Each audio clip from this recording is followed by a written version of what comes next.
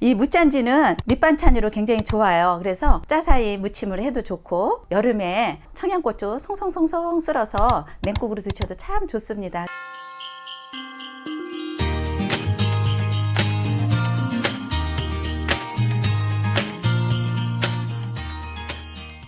안녕하세요, 얌얌튜브입니다.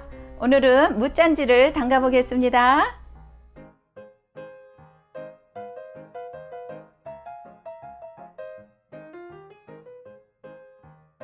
네, 짠지 무는 동치미무 정도 사이즈 정도로 준비해 주시면 됩니다. 그리고 무 잎은 다 떼시고 이렇게 무만 준비해 주시면 됩니다.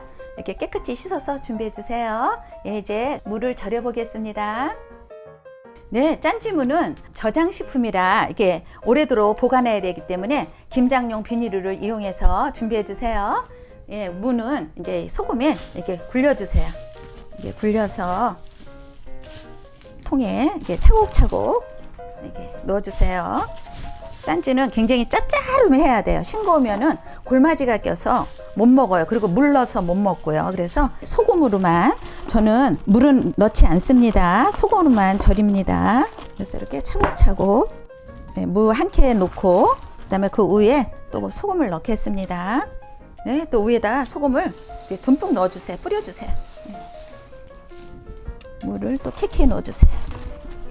이러면 무가 이제 소금에 절여져서 물이 생겨요. 그래서 굳이 물을 안 넣으셔도 됩니다.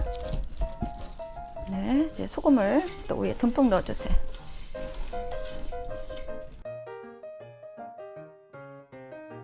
그 다음에 여기에 소주 2컵, 그 다음에 고추씨, 방부제 역할을 해요. 그래서 고추씨 넣어주시면 아주 골마지도 안 끼고 해주신 다음에 비닐을 꼭 묶어서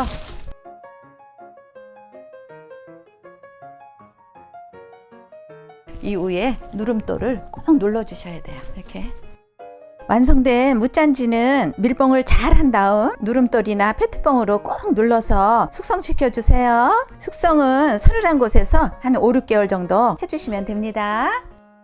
제가 작년에 담가 놓은 무짠지입니다. 아주 굉장히 그대로 꼬독꼬독하고 그대로 있어요. 그래서 다 먹고 지금 이 정도 남았습니다. 그래서 이 무짠지는 밑반찬으로 굉장히 좋아요. 그래서 짜사이 무침을 해도 좋고, 무쳐서 밑반찬으로도 좋고, 그 다음에 또 여름에 청양고추 송송송송 썰어서 냉국으로 드셔도 참 좋습니다. 그래서 무짠지 꼭 담가 보세요. 1년 내내 다양하게 먹을 수 있는 무짠지 꼭 만들어 보세요.